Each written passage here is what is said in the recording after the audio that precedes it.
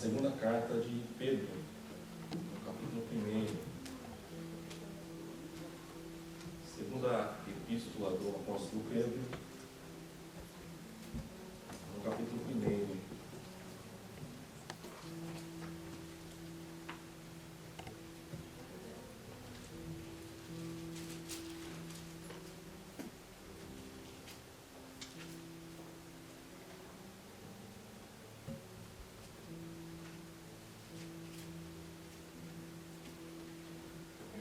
Segunda carta do apóstolo Pedro, capítulo 1. Quero ler com vocês nessa manhã os versos 12 e 13.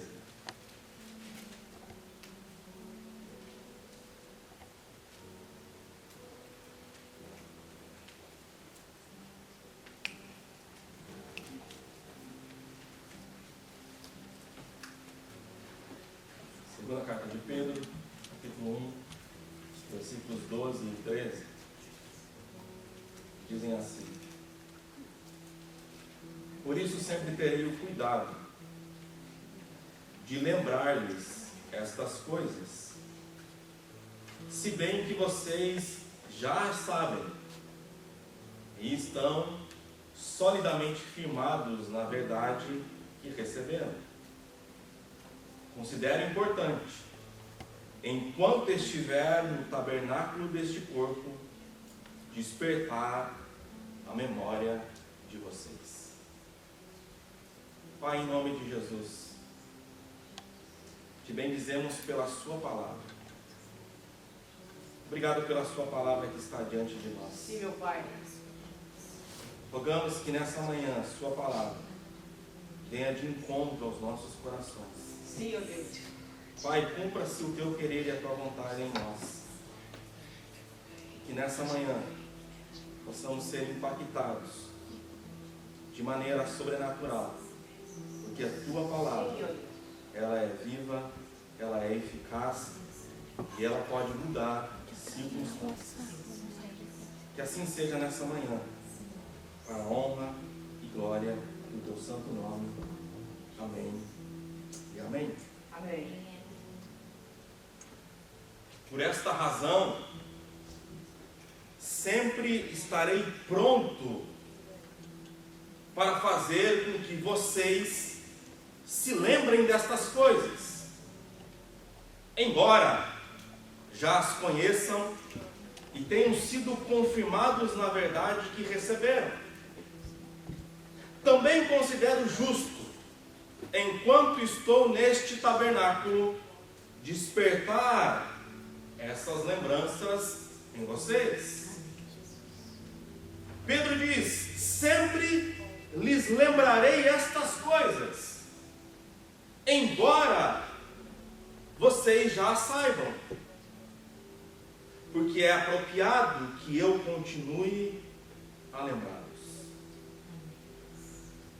Irmãos, assim que eu fui comunicado da responsabilidade de ministrar a palavra de Deus nesse domingo, eu fiz o que costumo fazer todas as vezes em que sou solicitado para isso, e acredito que é um requisito básico para todo aquele que anseia ministrar a palavra do Senhor. Eu me coloquei de joelhos para buscar do Senhor, para saber o que é que Ele queria comunicar à sua igreja. Quais seriam as suas orientações, quais seriam as suas diretrizes para a nossa reunião nesta manhã. E nesse período, nesse tempo de oração, meu coração foi impulsionado ao texto da primeira carta do apóstolo Paulo a Timóteo, no capítulo 4, versículo 13. Em 1 Timóteo, capítulo 4, verso 13, Paulo diz assim: até a minha chegada, aplica-te à leitura, à exortação e ao ensino. Na sua Bíblia talvez esteja escrito: persevere em ler, exortar e ensinar até que eu vá. Essa é a direção de Paulo ao jovem Timóteo. Quando eu li esse versículo, os meus olhos foram atraídos pela expressão aplica-te à leitura. Aplica-te à leitura. Então eu pensei, eis aí um bom tópico para a reflexão de domingo. Eu posso conversar com eles a respeito dos benefícios da leitura na nossa vida. Por exemplo, a leitura, ela estimula a nossa criatividade. A leitura é como uma ginástica, um exercício para o cérebro. A leitura melhora a concentração e a memorização. A leitura amplia o nosso vocabulário. A leitura desperta o senso crítico e a flexibilidade analítica, ou seja, quem não lê acaba sendo obrigado a acreditar em tudo aquilo que lhe dizem. E nós bem sabemos que o hábito da leitura não é algo predominante da nossa cultura. Prova disso é que uma pesquisa recente relatou que os brasileiros leem em média 1,5 livros por ano. Os americanos leem em média 11 livros por ano. Já os franceses leem 7 livros por ano, enquanto que na Colômbia a média é de 2,5 livros por ano. Essa pesquisa me fez pensar na frase de Monteiro Lobato, que diz: quem mal lê, mal fala, mal ouve, mal vê. Quem viveu a infância dos anos 70 e 80, certamente se lembra do seriado exibido na televisão, Sítio do Pica-Pau Amarelo. Pois então, o escritor desse seriado foi Monteiro Lobato. E é dele essa frase: quem mal lê, no sentido de que não tem o hábito da leitura, consequentemente, segundo ele, não se comunica direito, não ouve direito e nem enxerga direito a realidade à sua volta. Paulo, ao encorajar Timóteo à prática da leitura, talvez estivesse pensando como o escritor Monteiro Lobato. Mais do que isso, o seu conselho é um encorajamento para que o jovem pastor pudesse progredir em seu ministério. Paulo não apenas incentiva o seu discípulo à leitura de bons livros, mas certamente o orienta a dedicar-se à leitura dos textos sagrados, a lei, a Torá, os profetas, os salmos. Timóteo, seja aplicado. Timóteo, dedique-se. Timóteo, persiste em ler. Separe tempo para a prática da leitura. Ocupe a sua mente com a palavra de Deus. Empenhe-se. Separe um tempo para essa atividade. Faça com que a leitura das Sagradas Escrituras se torne um hábito na sua vida. Leia, Timóteo, leia. A orientação de Paulo continua a mesma. E ela é muito propícia para os nossos dias. Persiste em ler. Persevere na leitura da Bíblia Sagrada. Seja diligente nessa prática. Paulo está querendo nos ensinar que persistir não é ler de vez em quando. Persistir não é ler no tempinho que sobra. Mas persistir é desenvolver a disciplina de separar regularmente um tempo com as Sagradas Escrituras. Ou seja, faça com que a palavra de Deus ocupe lugar de destaque na sua vida. Encontre espaço na sua agenda para a leitura da Bíblia. E não deixe para ler a Bíblia apenas e somente aos domingos na tela de projeção da igreja.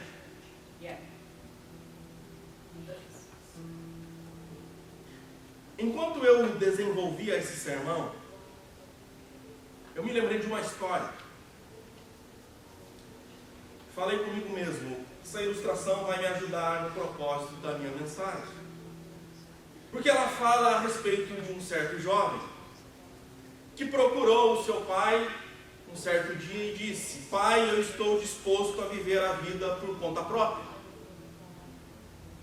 Eu quero me aventurar, eu quero trabalhar em outra cidade, eu quero construir a vida do meu jeito. O pai, ao ouvir aquilo, ele já imaginou que problemas viriam à frente. Então ele aconselhou o seu filho a desistir da ideia. Mas como não conseguiu, só lhe restou ajudá-lo a preparar as malas. No dia da despedida, presenteou o rapaz com uma Bíblia e o deixou partir. Depois de alguns meses, filho liga para o pai, dizendo: pai, as coisas não estão bem. Perdi o meu emprego e o dinheiro está acabando. E o pai, do outro lado da linha, simplesmente aconselhou o filho, dizendo: filho, leia a sua Bíblia. O garoto, descontente com a resposta do pai, desligou rapidamente o telefone e tentou se virar sozinho novamente. Poucos dias depois, o filho liga novamente para o pai, dizendo: pai, meu dinheiro acabou e eu continuo sem trabalho, estou com dificuldades. Novamente, o pai deu a ele o mesmo conselho: meu filho, leia a palavra de Deus. E mais uma vez o garoto reagiu ao conselho do pai de maneira displicente.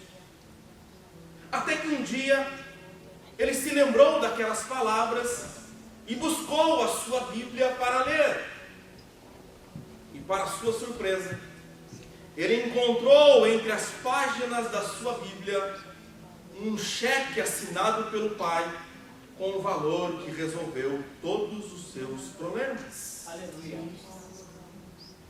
Irmãos, essa história nos ensina que muito antes de surgir uma necessidade na minha e na sua vida, o Pai Celestial já providenciou a solução para ela. Amém. Basta você abrir a sua Bíblia e ler. Amém. Charles Spurgeon, pregador batista, muito influente do século XIX, conhecido como o príncipe dos pregadores, ele disse certa vez que a Bíblia que está caindo aos pedaços geralmente pertence a alguém que não está. A Bíblia que está caindo aos pedaços geralmente pertence a uma pessoa, a um indivíduo que não está. George Miller, evangelista e missionário inglês do século XIX, um homem notável por sua fé na providência de Deus e pela sua obra As Crianças Desamparadas. Esse homem, ele é citado no livro Heróis da Fé, e o autor declara o seguinte: o autor diz que George Miller leu a Bíblia por mais de 200 vezes, sendo 50 de joelhos. E antes da sua morte, quando perguntado por um repórter o que gostaria de fazer ainda, ele respondeu: ler mais a Bíblia, pois conheço pouco ainda da excelência de Cristo.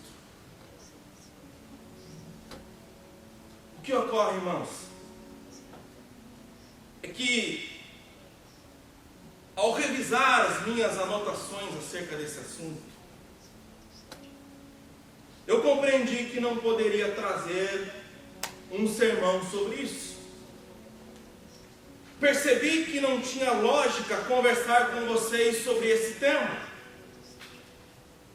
porque eu estou diante de uma comunidade que é empenhada em ler a Bíblia Sagrada. Eu estou rodeado por irmãos e irmãs que leem diariamente a palavra de Deus, que já criaram o hábito de separar um tempo específico para essa atividade.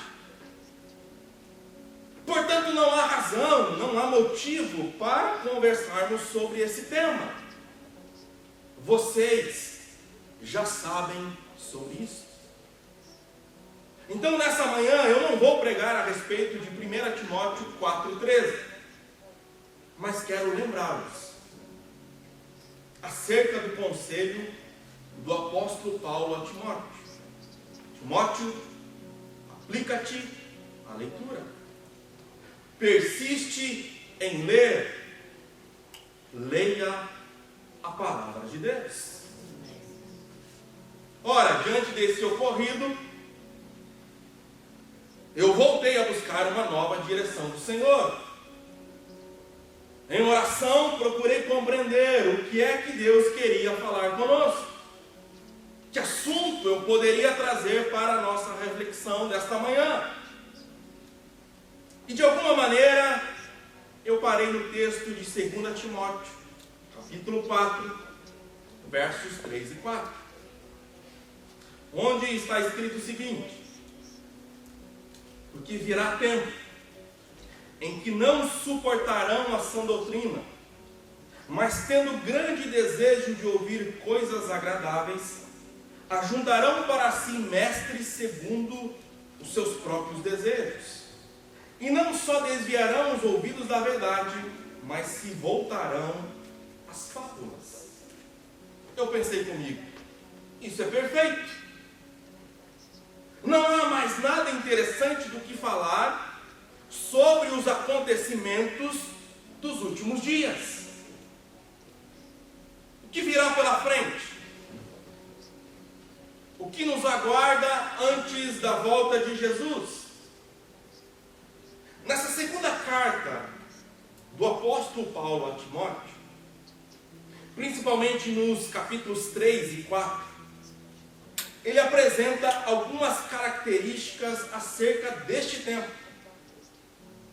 Ele diz que serão tempos difíceis, serão tempos terríveis, que será um tempo marcado por uma grande inversão de valores, onde o ser humano será amante de si mesmo, o ser humano será amante do dinheiro, o ser humano será amante do prazer.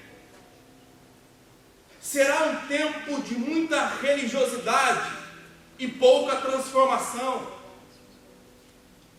As pessoas frequentarão a igreja, mas não mudarão de vida. E com base nos versículos 3 e 4, do capítulo 4, dessa sua segunda carta, o apóstolo Paulo também diz que esse tempo será conhecido pelo progresso do engano religioso. Algo que Jesus já havia dito. Em Mateus 24, quando os discípulos perguntaram: Mestre, e qual será o sinal da tua vinda e do fim dos tempos? E Jesus então começa respondendo, dizendo o seguinte: acautelai-vos que ninguém vos engane. Cuidado, não deixem que vos enganem. E ele ainda acrescenta no verso 11: aparecerão falsos profetas que arrastarão muitos para o erro. Falsos profetas surgirão em grande número e enganarão muitos. Paulo, ele reforça essa advertência quando diz a Timóteo: porque virá tempo em que não suportarão sã doutrina, mas tendo grande desejo de ouvir coisas agradáveis, ajuntarão para si mestres segundo os seus próprios desejos, e não só desviarão os ouvidos da verdade, mas se voltarão a fábulas, a mitos. Chegará um tempo, irmãos, se é que não chegou, onde as pessoas não vão dar atenção ao verdadeiro ensino da palavra de Deus, mas elas estarão muito mais propensas a seguir os seus próprios desejos, as suas próprias paixões. E além disso, tais pessoas serão atraídas por novidades e não pela verdade. Estarão à procura da última novidade do mercado da fé. Buscarão um tipo de mensagem mais adaptável aos seus sentimentos e aos seus desejos. Buscarão mestres, líderes, que lhes digam apenas aquilo que agrada aos seus ouvidos. E vão encontrar muitos mestres com esse tipo de mensagem. Ao ponto, diz o apóstolo Paulo, de arranjarem para si, não apenas 1, 2 ou 3, mas uma porção desses mestres, que vão dizer o que elas querem ouvir.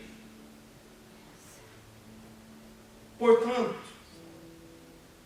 a propagação de falsos mestres, o aumento de falsos ensinos, a proliferação de falsas doutrinas será o pano de fundo dos últimos dias, onde as pessoas deixarão de ouvir a verdade para dar atenção a fábulas, a mitos, para dar atenção às novidades do momento.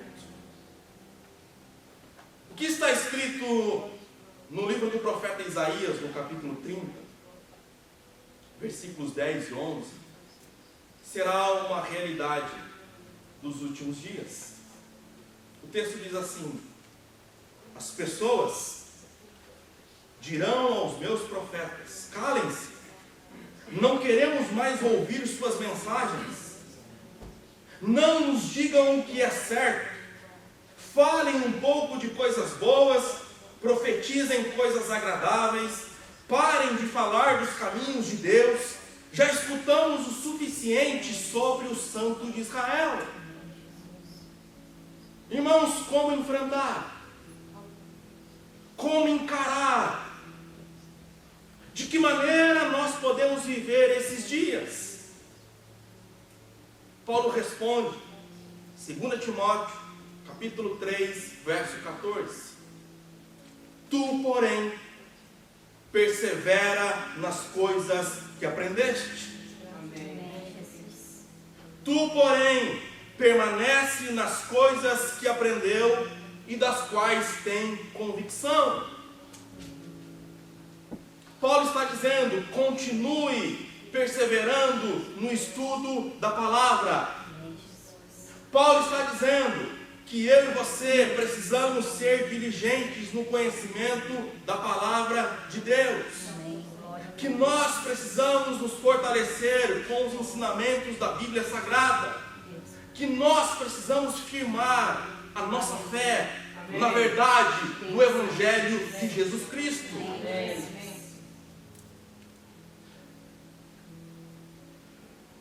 Irmãos, o estudo bíblico não mata. O que mata é a falta dele. Oh, yes.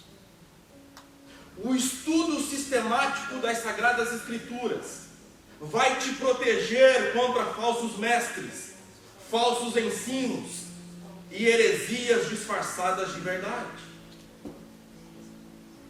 Porque a estratégia principal do diabo é justamente distorcer a palavra de Deus. Em Gênesis, no capítulo 2, nós encontramos, por exemplo, a ordem de Deus a Adão. Gênesis, capítulo 2, versos 16 e 17. E o Senhor Deus ordenou ao homem coma livremente de qualquer árvore do jardim, mas não coma da árvore do conhecimento do bem e do mal, porque no dia em que dela comer, certamente você morrerá. O diabo, ciente dessa ordem, ele distorce a palavra de Deus quando pergunta para Eva. Gênesis capítulo 3, verso 1. Foi isto mesmo que Deus disse? Não comam de nenhum fruto das árvores do jardim? É verdade que Deus mandou que vocês não comessem as frutas de nenhuma árvore do jardim? Eva, por sua vez, acaba acrescentando em sua resposta aquilo que Deus não havia dito. Gênesis capítulo 3, versículos 2 e 3. Respondeu a mulher à serpente: podemos comer do fruto das árvores do jardim. Mas Deus disse: não comam do fruto da árvore que está no meio do jardim, nem toquem nele. Do contrário, vocês morrerão. Ora, diante desse deslize de Eva, a serpente se aproveita para terminar de contradizer as palavras de Deus. Gênesis capítulo 3, versos 4 e 5. Disse a serpente à mulher: certamente não morrerão. Deus sabe que no dia em que dele comerem, seus olhos se abrirão e vocês serão como Deus, conhecedores do bem e do mal. Essa foi a estratégia que o diabo usou e obteve sucesso no jardim do Éden. E da mesma forma, olha a sagacidade dele. Ele achou que poderia enganar Jesus. Quando Jesus esteve no deserto, durante 40 dias e 40 noites sem comer, a Bíblia diz que o diabo apareceu para tentá-lo. E fez isso distorcendo a palavra de Deus. Quis que Jesus fizesse o contrário do que ela dizia. Mas Jesus responde suas tentativas com a expressão: está escrito, está escrito, está escrito. Aleluia. Na primeira tentação, Jesus responde com o texto de Deuteronômio 8:3. O tentador aproximou-se dele e disse: se você é o Filho de Deus, mande que essas pedras se transformem em pães. Jesus respondeu: está escrito, nem só de pão viverá o homem, mas de toda a palavra que procede da boca de Deus. Na segunda tentação, Jesus cita o texto de Deuteronômio 6,16. Então o diabo o levou à cidade santa, colocou na parte mais alta do templo e lhe disse: se você é o Filho de Deus, jogue-se daqui para baixo, pois está escrito: ele dará ordens a seus anjos a seu respeito, e com as mãos eles o segurarão para que você não tropece em alguma pedra. Jesus lhe respondeu: também está escrito: não ponha à prova o Senhor, o seu Deus. Já na terceira tentação, Jesus responde com Deuteronômio 6,13. Depois o diabo o levou a um monte muito alto e mostrou-lhe todos os reinos do mundo e o seu esplendor, e lhe disse: tudo isso lhe darei se você se prostrar e me adorar.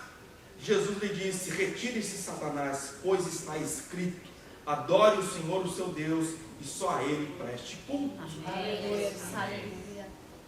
Agora note que o diabo, ele usa um artifício hábil e astucioso para fazer com que Jesus caia na sua armadilha.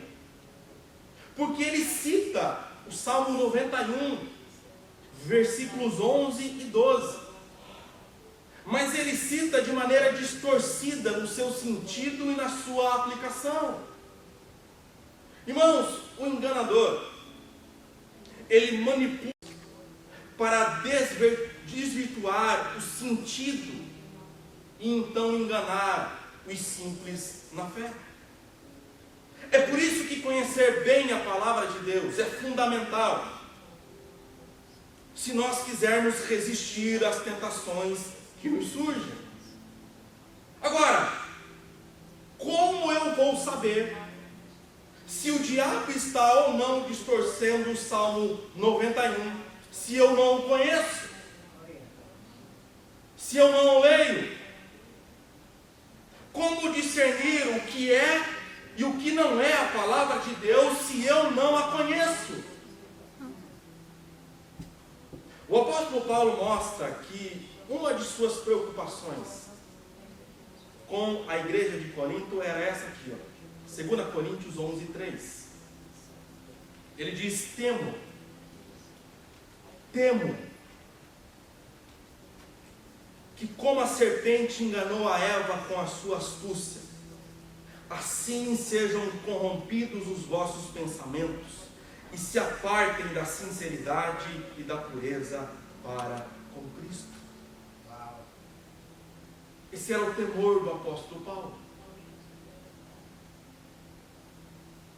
É por isso que uma igreja sem a palavra de Deus, ela encontra-se desarmada para o combate espiritual. Um cristão distante da Bíblia Sagrada está correndo o risco de ser enganado pelas astúcias do diabo. Infelizmente, nós estamos vivendo dias onde para muitos cristãos ler a Bíblia, ou até mesmo participar de um estudo bíblico, tem se tornado uma tarefa enfadonha e cansativa. Tem se tornado uma tarefa secundária. Algo que, se der tempo, eu faço. Mas essas pessoas ainda não se deram conta de que o diabo, ele trabalha insistentemente contra o ensino da palavra de Deus. Ele quer tirar a palavra de Deus da sua vida. Ele quer tirar a palavra do seu coração, da sua casa, da igreja. Ele não quer que você conheça a verdade. Ele não quer que você aprenda. É por isso que ele coloca obstáculos para te afastar do conhecimento das Sagradas Escrituras. No entanto, irmãos, assim que eu terminei o meu esboço, estava bonitinho ele, pronto para pregar, acerca desse tema, eu resolvi fazer uma revisão de tudo aquilo que eu havia escrito. E ao final da minha revisão, eu percebi que não poderia tratar desse assunto com vocês. Porque vocês são dedicados no estudo da palavra de Deus. Porque somos uma igreja que é apaixonada, é uma igreja comprometida com o estudo bíblico. E nós temos uma frequência que é de dar inveja aos outros. Então não faz sentido eu ministrar, eu pregar algo sobre esse assunto. Se eu estivesse me preparando para pregar em outra igreja, aí sim, aí esse sermão seria ideal, seria perfeito. Mas para nós, ele não faz tanta diferença assim. Por quê? Porque vocês já sabem sobre isso. É por isso que eu não vou falar nessa manhã sobre o texto de 2 Timóteo, capítulo 4, versículos 3 e 4. Mas quero lembrá-los.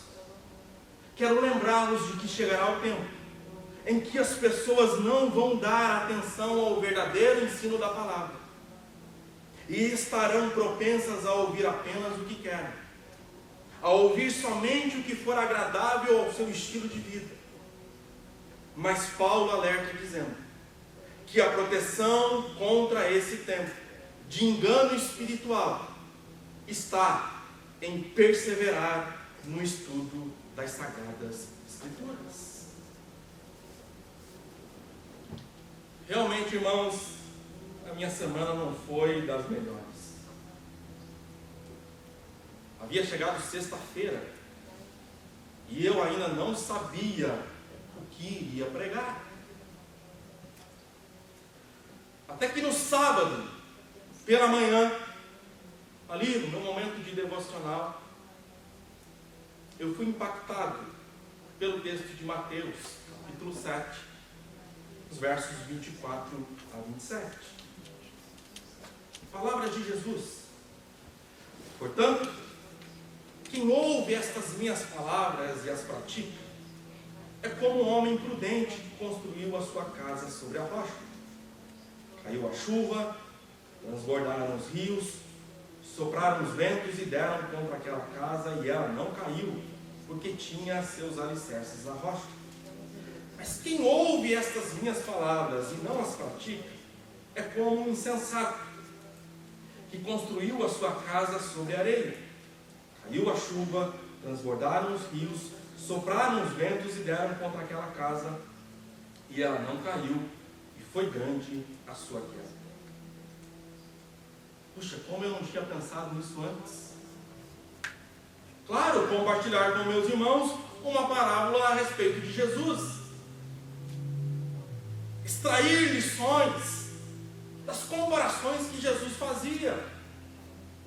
Eu posso chamar a atenção deles, por exemplo, para o fato de que Jesus, nessa parábola, ele apresenta o mesmo cenário, mas com resultados diferentes.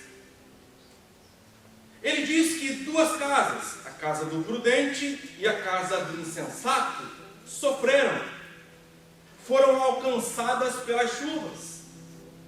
Porém, no final da tempestade, só a casa do prudente permaneceu de pé. Ora, mas o porquê disso? Qual a razão de uma casa cair e a outra não? Jesus explica dizendo que a diferença estava nos alicerces. O prudente construiu sua casa sobre a rocha. Já o insensato edificou a sua casa sobre a areia. Diante desses dois tipos de fundamentos, Jesus faz uma aplicação prática para nossas vidas, dizendo que aquele que ouve as suas palavras e as pratica é como um homem prudente que construiu a sua casa sobre a rocha. Mas aquele que ouve as suas palavras e não as pratica é semelhante ao homem insensato que construiu sua casa sobre a areia. Isso significa dizer que a construção de um alicerce firme não se resume apenas a ouvir ou acreditar na palavra de Deus, mas sim em praticá-la. Quem ouve e pratica tem a casa na rocha. Quem ouve e não pratica está edificando sua casa na areia. O fato, irmãos, é que todos estão sujeitos às tempestades da vida. Chove na casa de todo mundo, mas a diferença aparece após as chuvas, onde aqueles que têm a sua vida, aqueles que têm a sua casa sobre a rocha, eles amanhecem no dia seguinte com a casa ainda em pé. Por outro lado, o estrago na vida daqueles que ouvem e não praticam é avassalador. Por isso, meus irmãos, que ouvir, compreender e até mesmo crer na palavra de Deus não é garantia para sermos considerados seguidores de Jesus. Porque ainda falta-nos praticar aquilo que ouvimos. Ainda é necessário obedecer aquilo que ouvimos. ainda se faz necessário aplicar em nossas vidas aquilo que nós recebemos. Alguém já disse que o que conta não é o que você leu, mas o que decidiu fazer com o que leu.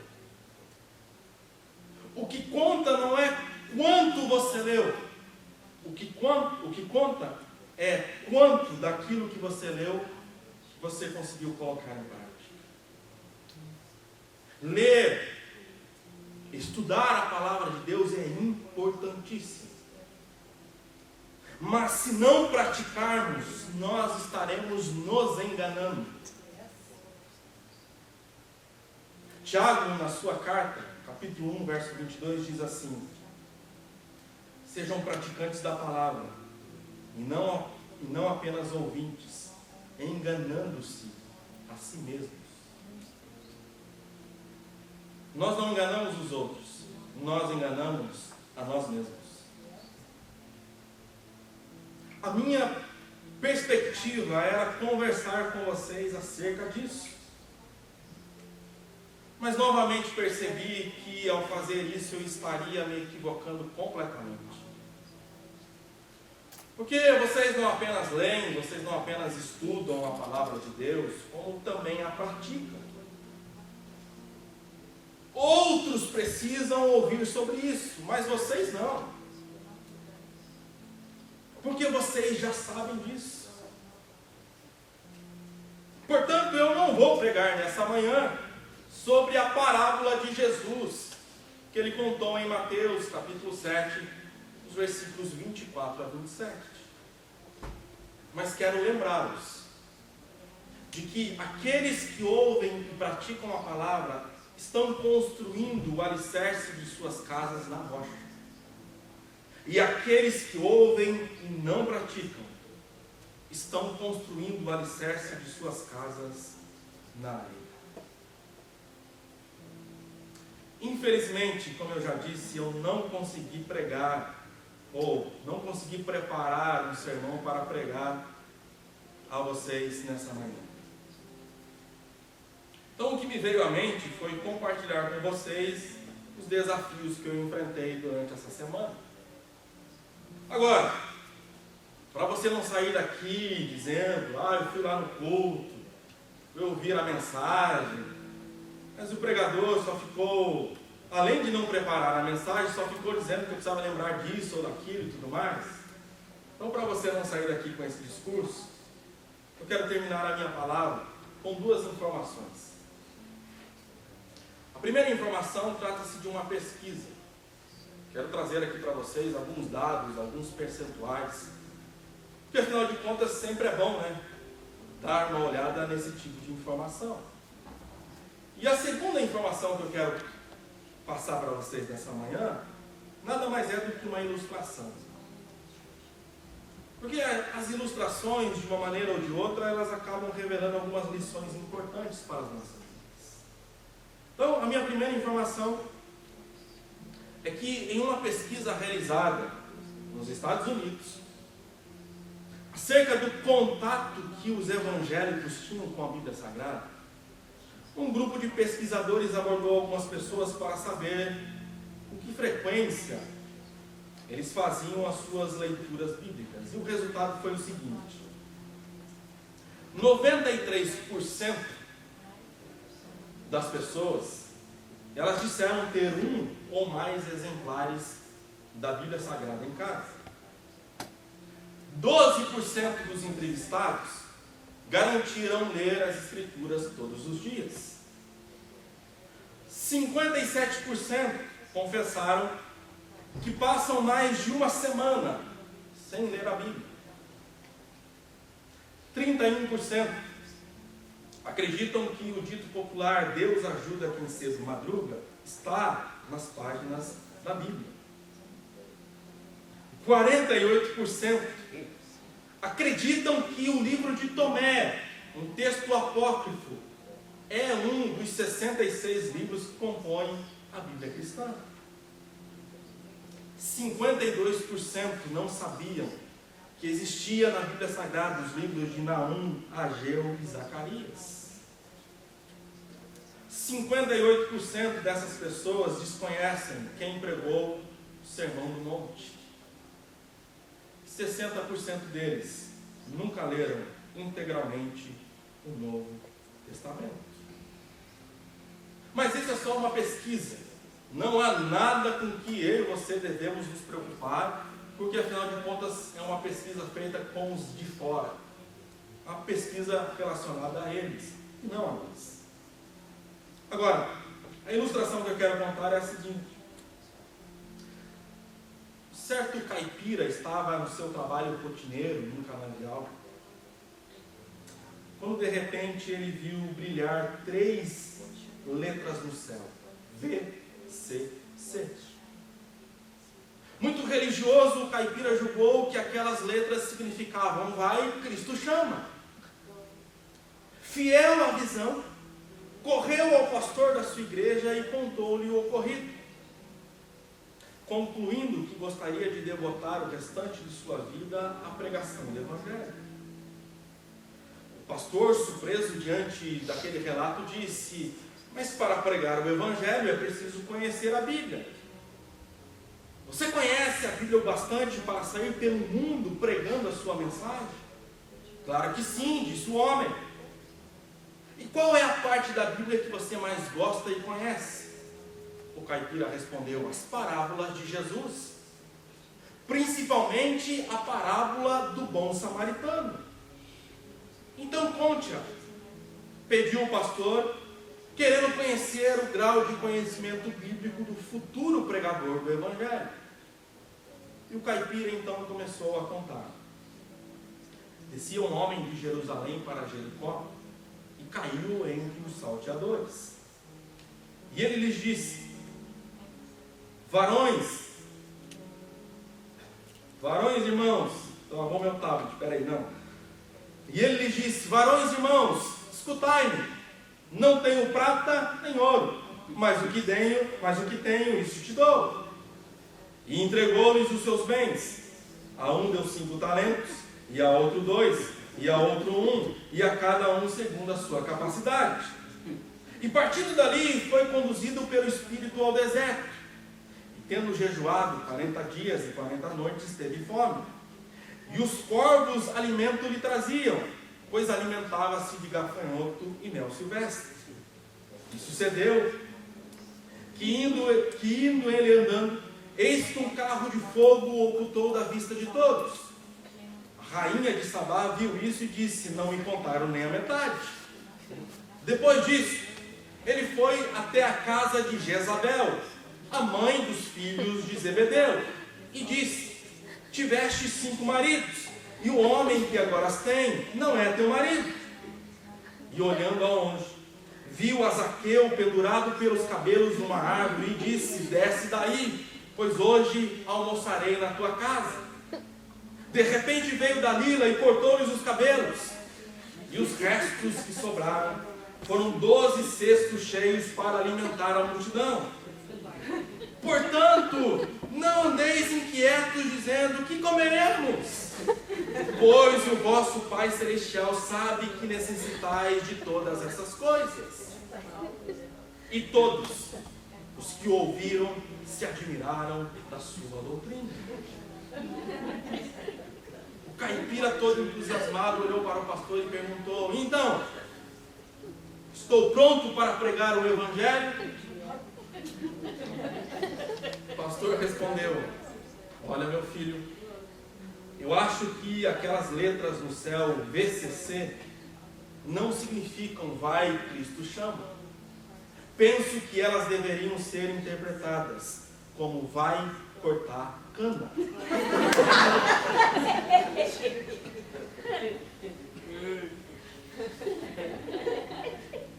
Por isso, sempre terei o cuidado de lembrar-lhes estas coisas, se bem que vocês já sabem e estamos solidamente firmados na verdade que receberam. Considero importante, enquanto estiver no tabernáculo deste corpo, despertar a memória de vocês. Eu só queria lembrá-los do conselho de Paulo a Timóteo. Aplica-te à leitura. Persevere em ler as Sagradas Escrituras. Só queria lembrá-los acerca da realidade dos últimos dias. Um tempo de engano religioso, onde as pessoas não vão dar atenção ao verdadeiro ensino da palavra de Deus, mas estarão à procura de mestres que lhes digam apenas aquilo que agrada a seus ouvidos. Por isso que é tempo de eu e você perseverarmos no estudo da palavra de Deus. E eu só queria lembrá-los que aquele que ouve e pratica a palavra de Deus está edificando a sua vida na rocha. E aquele que ouve e não pratica está construindo a sua vida sobre a areia. Que nessa manhã nós possamos orar de acordo com o salmista. Salmo 119, verso 36, o salmista diz assim: faz o meu coração amar a tua vontade revelada mais que as riquezas desta vida. Senhor, faz o meu coração amar a tua palavra mais que as riquezas desta vida. Eu espero que essa seja a sua oração, porque essa será a minha oração ao Senhor nessa manhã. Vamos todos fechar os nossos olhos?